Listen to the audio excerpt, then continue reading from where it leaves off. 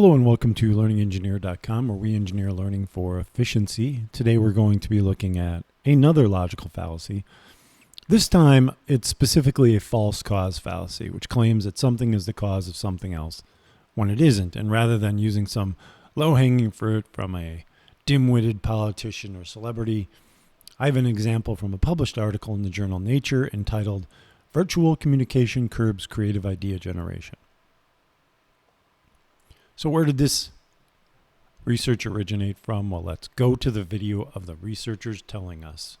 Yes, they have a video on YouTube called "Do Virtual Communications Curb Creativity?" from the Columbia Business School.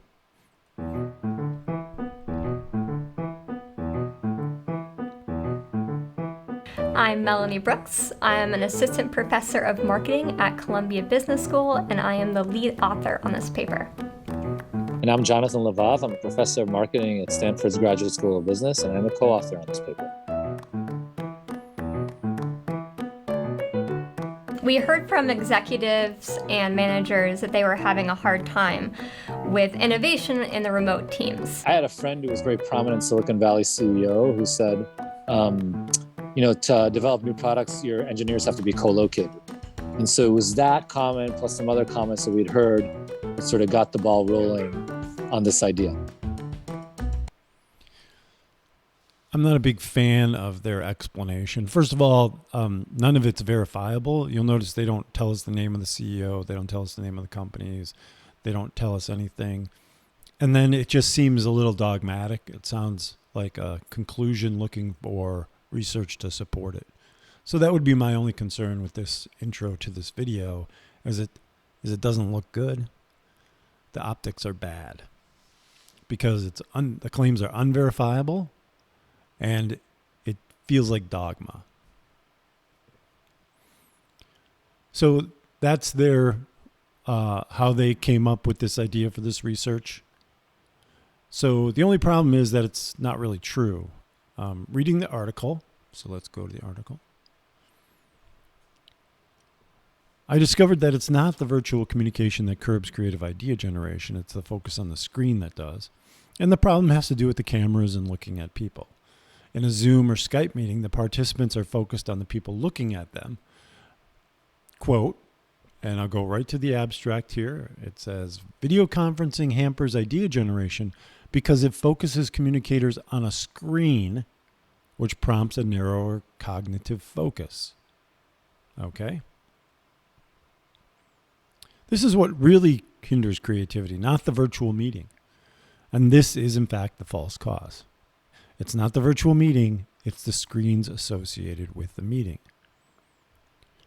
So, according to the article, and I think this is down here.